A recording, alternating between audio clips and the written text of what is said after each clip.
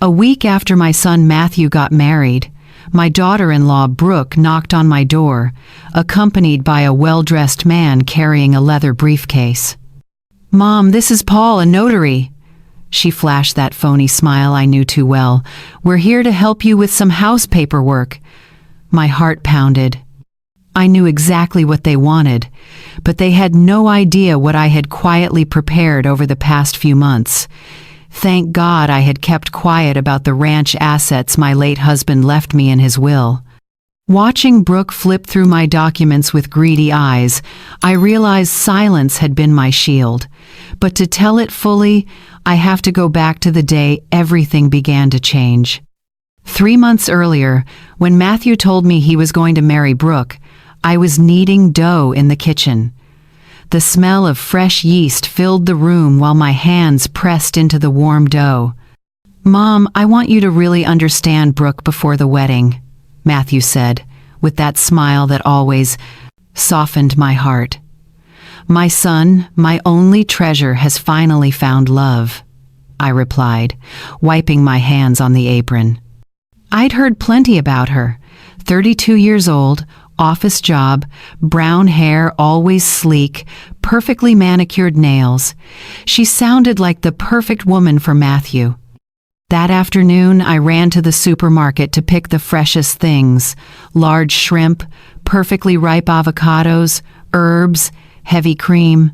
I wanted to cook the dishes Matthew had loved since he was little. In my head, I imagined the conversations I'd have with Brooke, the advice to keep my son happy, the family recipes the two of us might share. I stayed up nearly all night cooking. My feet swelled from standing so long, but I didn't care. The clam chowder I made was silky and rich. The cornbread was fluffy. The avocado salad was refreshing. The apple pie was fragrant with cinnamon American dishes my family has always loved. When it was time to meet, I put on my prettiest pink dress, the one I saved for special occasions.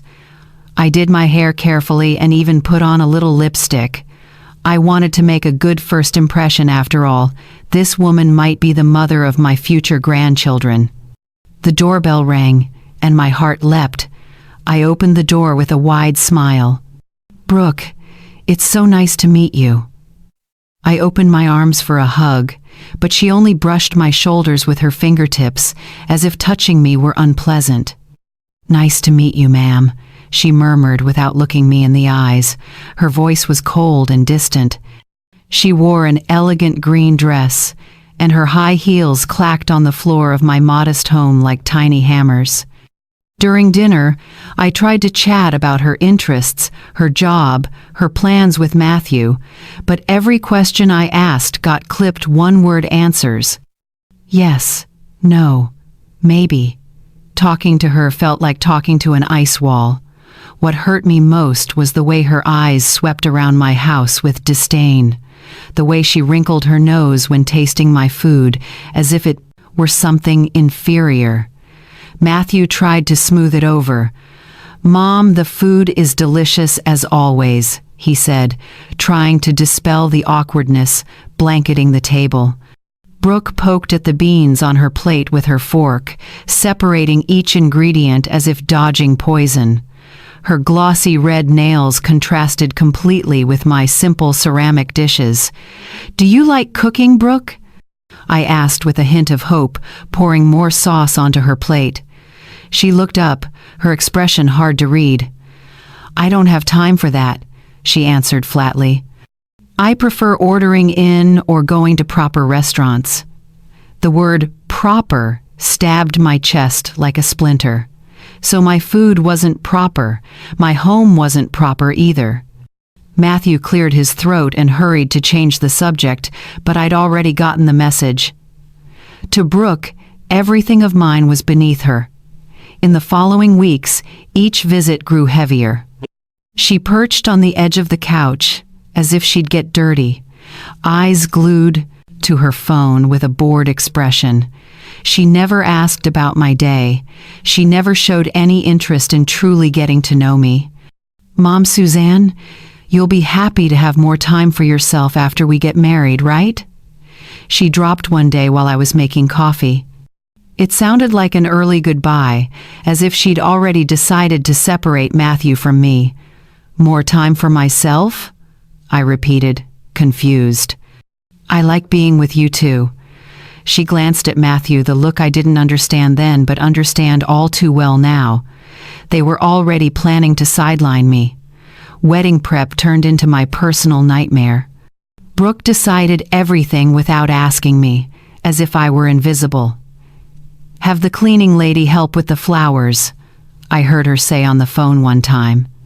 It took me a few seconds to realize she meant me, the one who usually tidied up and cooked whenever my son visited.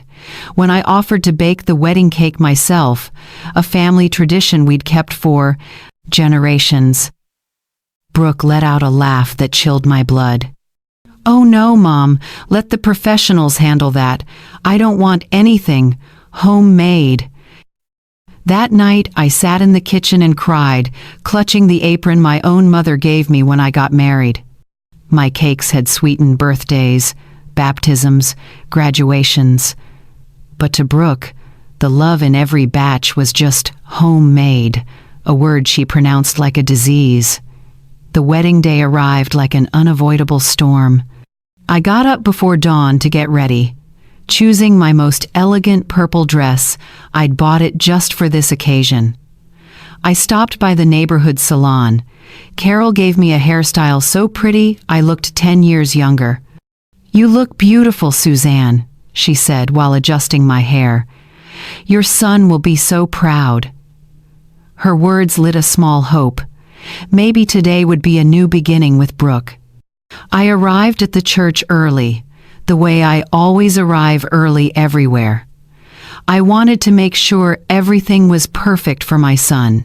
Guests began to arrive, and I received their congratulations with a genuine smile. But when the ceremony began, I realized something that broke my heart. Brooke had arranged the seating so I was pushed to the 5th row behind her co-workers, behind neighbors who had only met Matthew a few times, while the groom's mother sat way in the back, like a stranger. From that row, I had to crane my neck to see my own son walk up the aisle.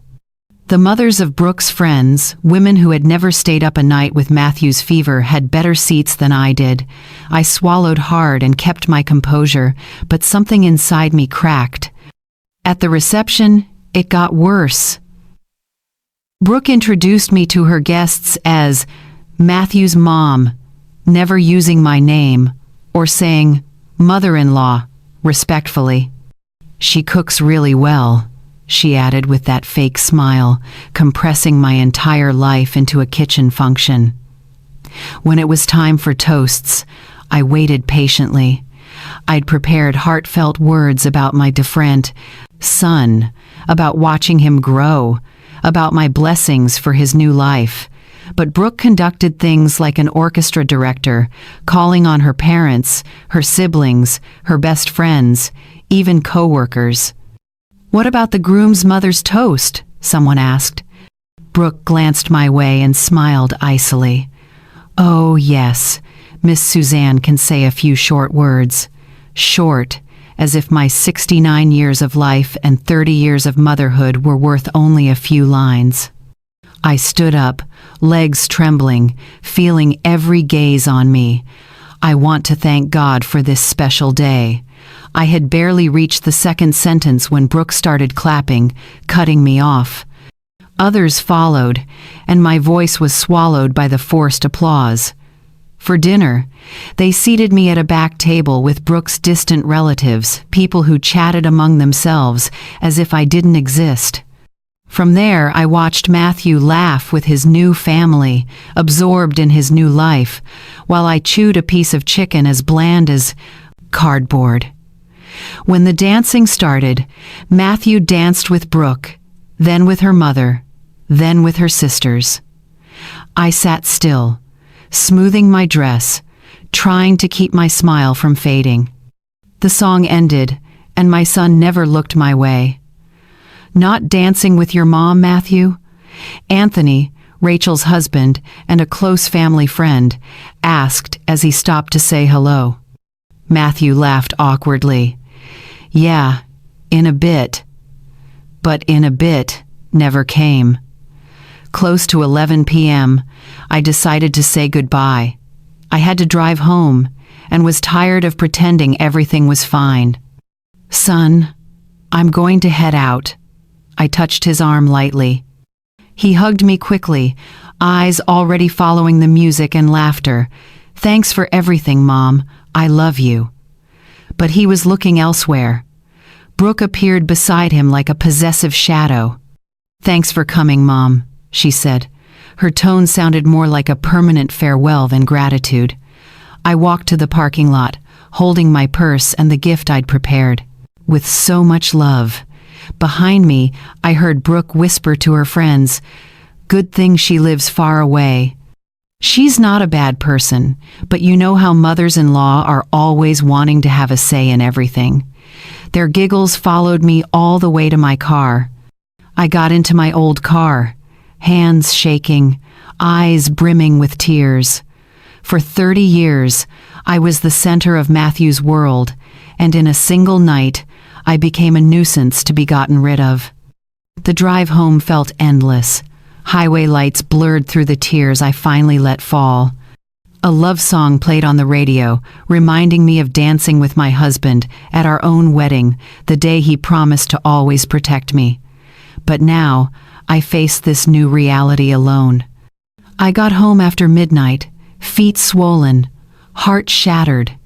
I took off my shoes at the door and walked barefoot to my room, feeling the cold floor against my tired soles. The next morning, when Brooke and that so-called notary showed up at my door to help me with the house paperwork, I simply smiled. They didn't know that this Suzanne, a 69-year-old mother in Seattle, was no longer someone to be led around, and the real story was only just beginning.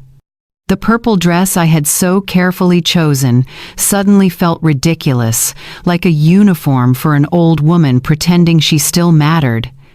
The next days were a strange mix of silence and waiting. I hoped Matthew would call to tell me about the honeymoon, to check on me, to keep the bond that had held for 30 years. But my phone stayed dead quiet. A week after the wedding, I decided to call myself. "Hi, son. How are you two? Was the honeymoon good?" I tried to sound as cheerful as I could. His answer was icy. "Great, Mom. Brooke sends her regards. I'll call you later. We're busy sorting out the house stuff." The house. He didn't say our house or my house, just the house, as if I had never existed in his family world. I hung up, lonelier than ever, looking at the photos of little Matthew all over the living room, the bright-eyed boy who would run to hug me every time he came home from school. Now he was a stranger sending regards through his wife. 3 more days passed with no news. I decided to bake a batch of chocolate walnut cookies, his childhood favorite, as an excuse to visit. I dressed neatly, put on my favorite mint green blouse, and drove to the new house in Bellevue, with my heart full of hope.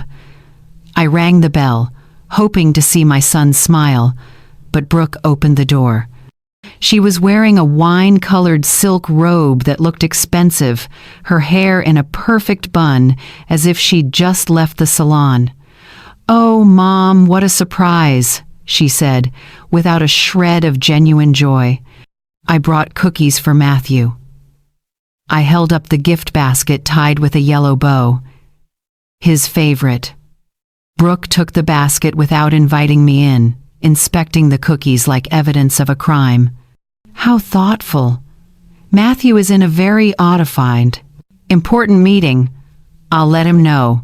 I stood right at the threshold, feeling like a rejected salesperson, waiting for at least a glass of water or a simple, "How are you?" But Brooke was already closing the door. "Thanks for the cookies, Mom. Have a nice day." The slam door sounded like a verdict. On the way back, tears blurred the windshield. I pulled over to cry freely, pounding my wrinkled fists on the steering wheel. How had I let it get to this? How could I let that woman so easily snatch my son away from me? That night, eating dinner alone in front of the TV, I suddenly remembered what my late husband told me before he passed.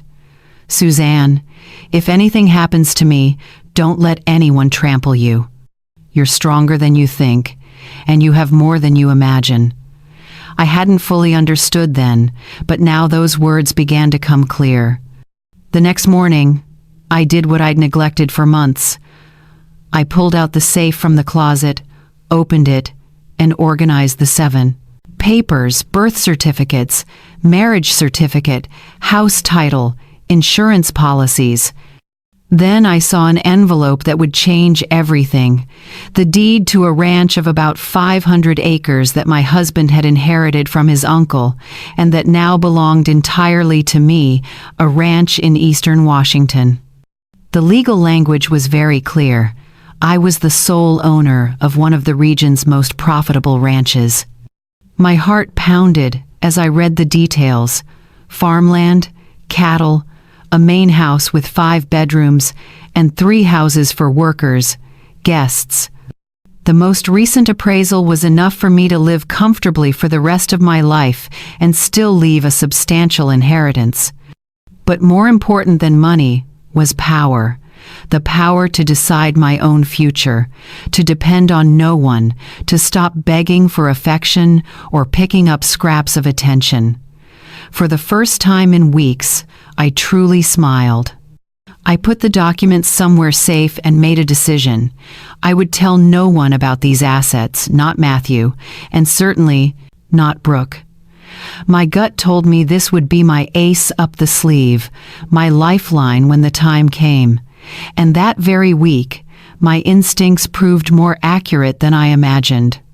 Brooke started calling me constantly, but not to check on me or invite me to dinner.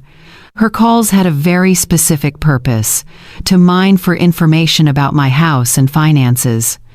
"Mom, Suzanne, Matthew and I think you might be more comfortable in a smaller place," she cooed. "This house must be a lot of responsibility for someone your age. Have you thought about selling and moving to an easier-to-manage apartment?" Her words gave me chills. The subtlety of suggesting I get rid of my home was frightening. "No, I'm very comfortable here." I kept my voice gentle. "This house holds too many beautiful memories." "Sure, but think it over. If you sell, you could enjoy yourself, maybe travel. We can also help you manage the money so it earns more," Brooke continued in that syrupy tone I'd begun to hate. 2 days later, Matthew came by for the first time since the wedding, not just to visit his mother, but with a very clear agenda. He sat on the sofa where I used to hold him when he had nightmares. "Mom, Brooke and I have been talking about your future." "My future?" I feigned innocence, though I already knew where this was going. Matthew avoided looking me in the eye, just like when he was little and had done something wrong. "We think this house is too big for you. Lately you seem tired, stressed. Brooke knows a great agent who can appraise it and get a good price." He fidgeted with his car keys, awkward. The pain hit like a knife twisting in my chest. The very child I'd raised with all my love was trying to convince me to sell the house where he grew up, where he took his first steps, where we built every memory. "Son, do you really think I should sell the house?"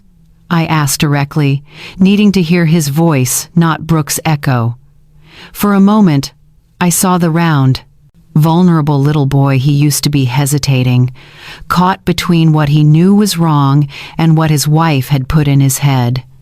"Well, Brooke has a point, Mom. You should enjoy more, worry less," he muttered. But his voice sounded like he was reading a script someone else had written. That evening, after Matthew left with empty promises to visit more often, I sat in the kitchen with a cup of chamomile tea and made a decision that would change everything. I called Rachel, the only close friend I could trust completely. "Rachel, I have to tell you something very important, but promise it stays between us." Rachel's voice turned serious immediately. We'd been friends for more than 40 years, practically raising our kids together. "Okay, Suzanne, what's going on?" "You sound worried." I told her everything from Brooke's attitude the first time, how they treated me at the wedding, the attempts to convince me to sell the house, and finally the ranch assets I'd kept hidden. "My God, Suzanne, nearly 500 acres and you haven't told them?" Rachel exclaimed. "Good thing you kept quiet." I saw the shark look in that girl's eyes at the wedding. Her words confirmed my instincts were right. "Rachel, I feel like something bad is coming. The way they look at me like an obstacle to remove. I'm afraid they're plotting." "Listen, best friend," Rachel said in her familiar firm tone. "Tomorrow morning we're going to see a lawyer. You need to protect everything before those vultures find out what you really have. And please don't sign anything without checking with me." The next morning, Rachel picked me up early. She had made an appointment with a reputable attorney, Mr. Robert Hayes, whose office was in downtown Seattle, a gray-haired man with sharp eyes and decades of handling similar cases. "Miss Suzanne, based on what your friend said and the files I've reviewed, your situation is very sensitive," he said after going through the papers. "It's not uncommon for relatives, well-meaning or not, to pressure older adults to transfer assets. My recommendation is to build legal safeguards around your entire estate." Mr. Hayes spread the documents into a picture of assets on the polished wooden desk. "What you have is substantial. This ranch alone equals the entire wealth of many families." He adjusted his glasses. "What concerns me is the behavioral pattern you've described. Emotional isolation, making the victim believe she's incapable, then presenting the solution which only benefits them." His words made me shiver. This was exactly what I was living through. Rachel squeezed my hand. "Tell him about the notary." I recounted how Brooke brought Paul to my door, waving house papers, showing up unannounced like hunters on a trail. "Classic," the lawyer muttered, taking notes. "They often bring along a friendly witness, notary, overlook irregularities, and pressure for signatures under the pretense of simplifying procedures. I've seen people lose everything in a single signing session. So what can I do to protect myself?" I asked, feeling like I was standing in the middle of an invisible battlefield. For the first time that day, he smiled. "A lot. We'll set up an irrevocable trust, document any coercive attempts, and most importantly, prepare scripts for when they show their true intentions." We left the law office with a clear plan and a set of documents strong enough to wrap my estate in protection. This time, I was no longer a mother easily led around. Suzanne of Seattle was ready to fight back. More important than anything, I walked out of the law office with one certainty. I wasn't overreacting or paranoid. My suspicions had a basis. Rachel invited me over for a meal. Her husband, Anthony, hugged me with his familiar bear hug. "Suzanne, that girl has money in her eyes," Anthony said, as we ate the pot roast Rachel had cooked. "Even at the wedding, I felt something off," he continued. "She kept calculating, probing about who did what business." Their observations confirmed my worst fears. In the following days, I kept my normal routine, but on high alert. Every call, every unexpected visit, every casual remark about age or needing help, I read in a new way. It was as if I'd suddenly developed X-ray vision to see the true intentions. On Wednesday afternoon, while I was watering the garden, I saw Matthew's car pull in. My heart raced, not with joy anymore, but with anxiety. When he got out of the car with Brooke, I knew the moment I feared most had arrived. "Hi, Mom," Matthew forced a smile, the smile he had practiced since getting married. Brooke followed, carrying a thick folder, radiating a smugness that made my skin crawl. "Let us come in. We want to discuss something important with—" I invited them to sit in the living room, the very place where Matthew had played with toy cars for hours, where I read him stories every night, where we watched cartoons together. Now that sacred space had turned into a courtroom, and I was the defendant. "Mom, we're very worried about you," Matthew began in a strange, patronizing tone. "Brooke and I think you need support managing your finances. At your age, feeling overwhelmed by many responsibilities is normal." Brooke opened the folder like a commander unfolding battle maps. "Mom, Suzanne, we've consulted a few financial specialists for older adults. Everyone says the best thing is to simplify the assets, concentrating everything in safer, easier to manage options. Which specialists?" I asked, feigning confusion while my blood boiled inside. Why is it that I haven't spoken to any specialists at all? I recorded every word, every gesture, exactly as attorney Robert Hayes had advised. Matthew jumped in, using that patient tone people use with children. "Exactly because you haven't had proper advice. Brooke knows highly qualified people who can help you protect your money and secure your future." Brooke pulled out a stack of papers and spread them on the table like a hand of cards. "Take a look. This is a very convenient proposal. An investment fund with guaranteed returns. Better than letting money sit in real estate that takes maintenance and causes headaches." I pretended to scrutinize with the tired eyes of a confused old woman, but in fact I was memorizing every detail. The document said, "Sell my house, then transfer the money into a joint account so Matthew and Brooke would have decision-making power over the portfolio to protect me from potential scams. If I sell the house, where would I live?" I asked, my voice trembling exactly the way they expected from a fragile grandma. Brooke smiled with that well-polished fake sweetness. "Oh, Mom, don't worry. We've found a very nice assisted living, a senior care center with medical care 24/7. You'd be much safer and more comfortable there. A nursing home." The words rang in my head like funeral bells. There was the plan.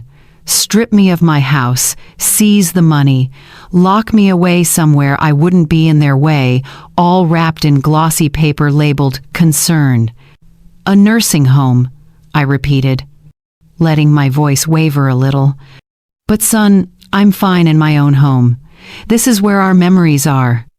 Brooke and Matthew exchanged that conspiratorial glance I had learned to recognize the silent language of schemers. "Mom, we know it's hard, but think it through." Matthew leaned in, offering a benevolent smile. "There you'd have friends, activities, doctors, and we could stop by whenever we want without worrying about your safety. Whenever we want. Not every day. Not regularly when convenient, like visiting a boarded pet." The anger rose so high I had to rein in my performance as a frail old lady. Brooke pulled out more papers. "We've run the numbers, sell the house plus a few smart investments, and you'll live very comfortably without having to worry about anything. We'll handle all the paperwork and make the financial decisions." The final trap came into focus. They would hold the reins of my money while I withered in a facility, living on crumbs of attention. A brilliantly cruel plan, executed with the precision of financial surgeons. "What if I don't want to sell?" I asked softly, as if the thought had just occurred to me. Brooke sighed theatrically, like a patient teacher explaining math to a slow child. "Mom, we understand it's hard, but at your age, living alone in such a big house isn't safe. What if you fall and no one knows, or if someone takes advantage of your kindness and scams you?" The irony being lectured about scammers by the person trying to scam. "I need time to think. I need time to think." I rubbed my temples as if I had a headache. It's a lot to process at once. Matthew stood and hugged me, a hug as cold as Judas's kiss rather than a son's affection. "Of course, Mom, but don't take too long," he said. Brooke stacked the documents with the satisfaction of someone who thinks she's already won. After they left, I collapsed into a chair, feeling as if I'd just survived a hurricane. My hands shook, not from age but from fury held in. I picked up the phone and called attorney Robert Hayes immediately. "Mr. Hayes, they just came. Exactly as you predicted.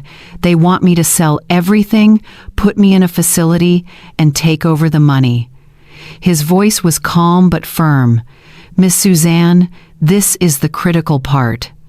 Do not sign anything at all, no matter how much pressure they apply. If possible, record all future conversations. We need to document their true intent." That night, I couldn't sleep. I walked around the house like a ghost, touching each object with a story.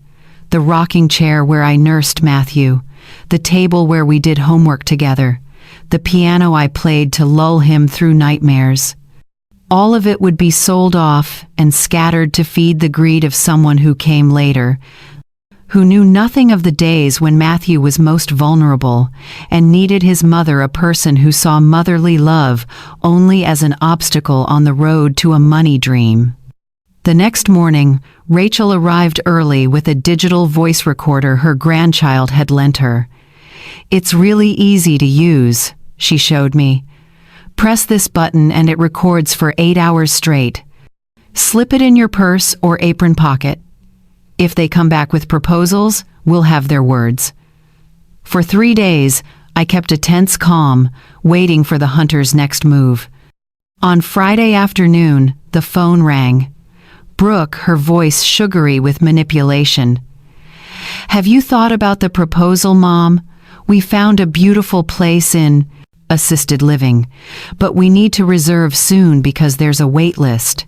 The fake urgency in her voice confirmed they were eager to close early, before I could consult anyone. "Yes, I've thought a lot," I answered with my best performance as a hesitant old lady. "Can you come by tomorrow to explain the details again?" At my age, I sometimes forget. I could practically see her triumphant smile through the phone. "Yes, Mom, tomorrow afternoon we'll bring all the paperwork. You'll see this is the best decision for everyone." Best for everyone, as if being stripped of my home and freedom were a favor to me. On Saturday afternoon, they arrived right on time, like vultures keeping a date with carrion. This time they brought Paul the notary, who had shown up at my door the previous week. A thin man with a sparse mustache and a leather briefcase, his eyes roving around my house like an appraiser's while he feigned courtesy. "Miss Suzanne, very pleased to see you again." He smiled without his eyes. "I'm prepared to streamline all procedures. The faster we resolve this, the fewer complications. Before we begin, I'd like permission to video, record this discussion to protect all parties. Does everyone agree?" I sat down in my favorite armchair, the one where I used to rock baby Matthew and let them stage their show of fake concern. "Mom, we brought the paperwork ready." Matthew laid the sheets on the table. "You just need to sign here, here, and here, and we'll handle the rest." His finger pointed at dotted lines like crosses in a graveyard. Brooke sat right next to me, the kind of hard sell proximity used by aggressive salespeople. "Look, photos of where you'll live, lovely gardens, a TV room, even yoga classes for seniors." Brooke showed a few pictures, a place that looked more like a hospital in disguise than a home. Paul opened his briefcase and ceremoniously pulled out a seal, blue ink, and a set of notary letterhead forms. "Ma'am, these documents are drafted perfectly to protect your interests. A property sale, fund transfer into a family trust, and authorization for relatives to manage your finances if you become incapacitated. Incapacitated. The word hit me like a slap. I smiled very slightly, a smile only I understood, and looked up. Then let's start by reading aloud each clause, so the audio-video record captures everything in full as required, shall we? They had even prepared the next step. If one day I dared to oppose their decisions, they'd try to have me declared cognitively incompetent. The plan was so meticulous it gave me chills. What if later on I change my mind? I asked on purpose, my voice shaking, playing the role of a dotty old woman to perfection. Paul and Brooke exchanged a look, the kind the recorder couldn't capture, but I etched it into my memory as proof of their collusion. Oh, Mom, these decisions are meant to be final for your own protection, Brooke said with exaggerated patience. If you could change your mind all the time, bad actors could take advantage and trick you into signing things that aren't good for you. Bad actors. How ironic. The very person stripping me of everything was preaching about people who take advantage. I had to bite my tongue not to laugh bitterly. And also, Mom, Matthew held my hand with an artificially gentle touch, think how much peace of mind we'll have knowing you're safe and cared for.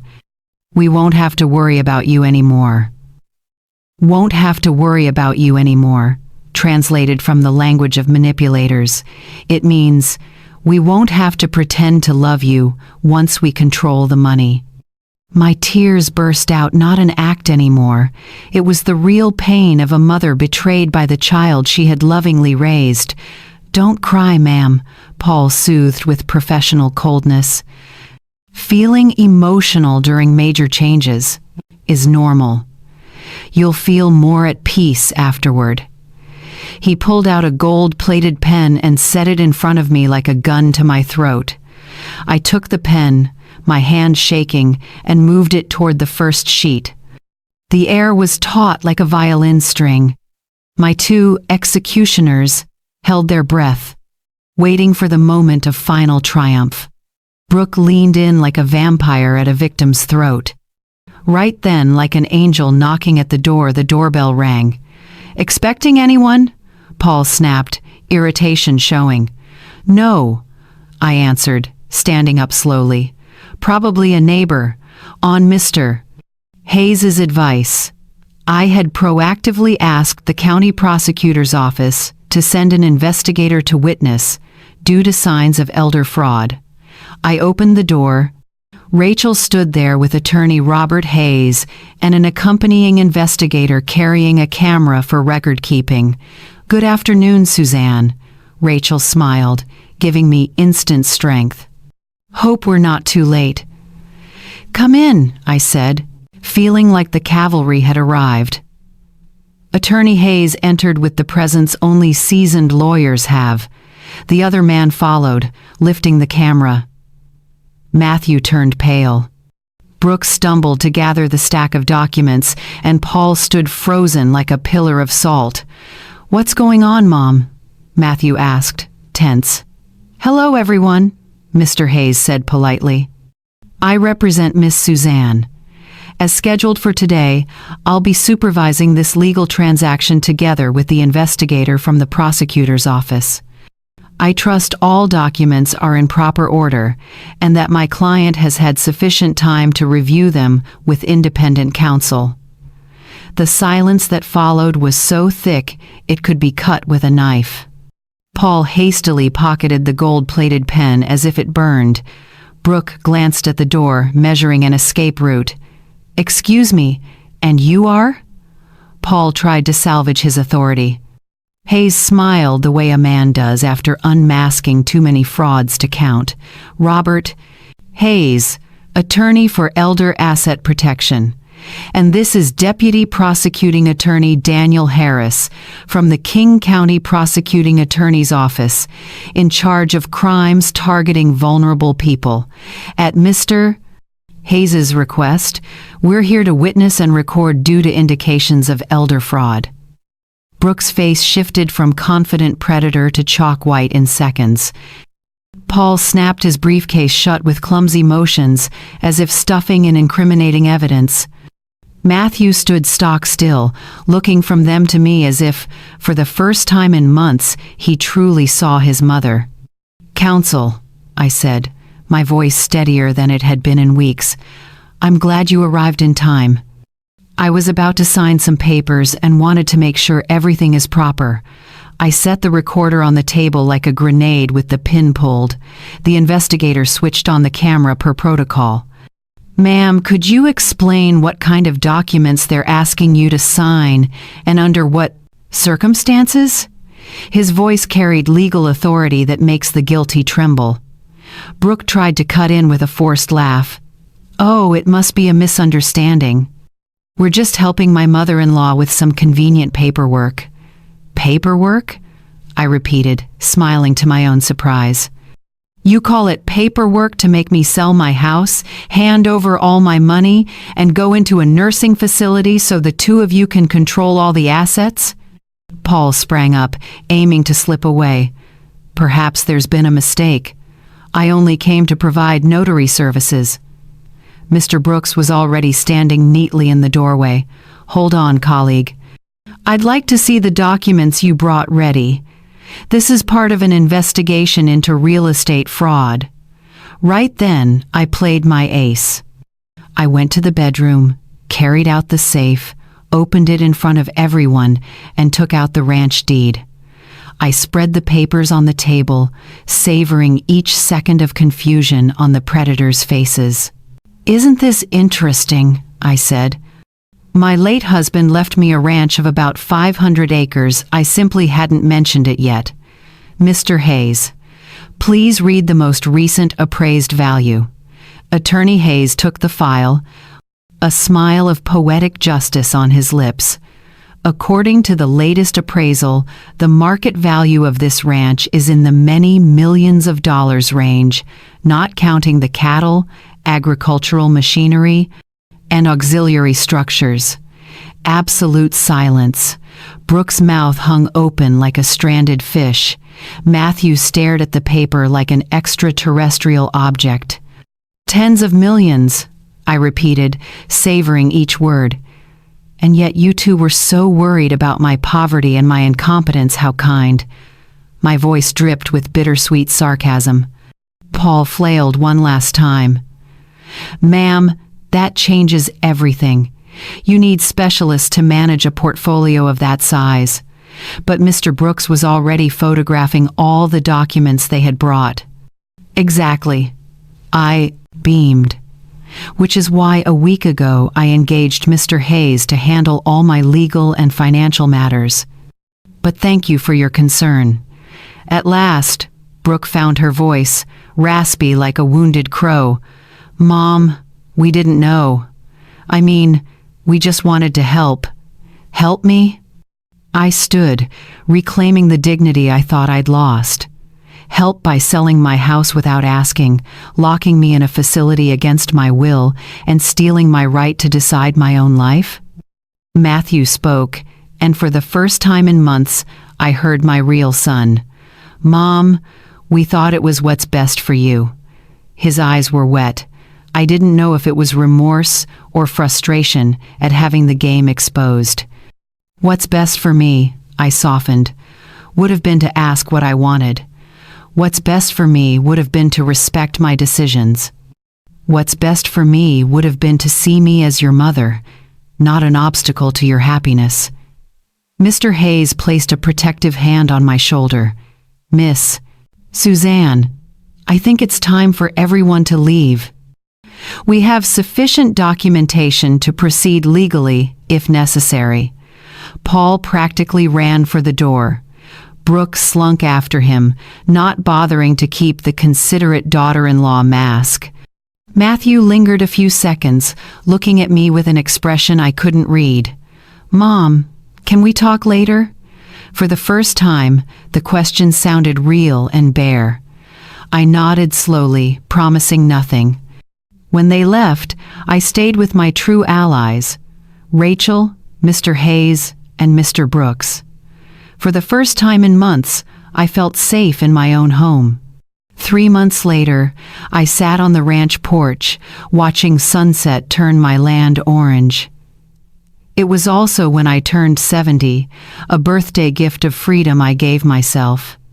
Matthew visited once a week, alone, trying to mend the bond nearly destroyed by pleasing a woman who saw him only as a ladder to money. Brooke called many times, all went to voicemail. People say they divorced when she realized I wasn't the weak, poor widow she'd imagined. Now I help older women facing similar situations. My home has become a refuge where they can tell their stories and receive free legal guidance. I've learned that silence can be gold, but speaking up at the right time is diamond. At 69, I finally understood my husband's last words.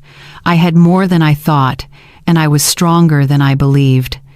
6 months after that life-changing afternoon, I sat on the porch with a hot cup of coffee, watching the sun rise over my 500 acres of freedom. The scent of freshly ground coffee mingled with the orange blossoms I planted last week, each morning a symphony reminding me why I had to fight. The ranch's main house became something I'd never imagined, a haven for women like me. Every week, I receive letters, phone calls, and visits. They hear my story and recognize their own nightmare in it. And they leave with the one thing I most want to give: the strength to say, "No, Miss Suzanne," they say in trembling voices. "My daughter-in-law is forcing me to sell my house." "Oh, my son says I can't handle my money anymore." Yesterday, Margaret, a 73-year-old widow, came to my ranch. Her children had convinced a court to declare her incapable of managing her assets. She walked in with a small suitcase and the heavy weight of family betrayal. "Miss Suzanne," she said through tears, "my own children keep me under house arrest. They take my pension and won't let me go out alone. They say it's for my own good." I seated her in the same rocking chair where I once cried from loneliness, poured chamomile tea into a porcelain cup, and told her my whole story. I saw hope return to her eyes for the first time in months.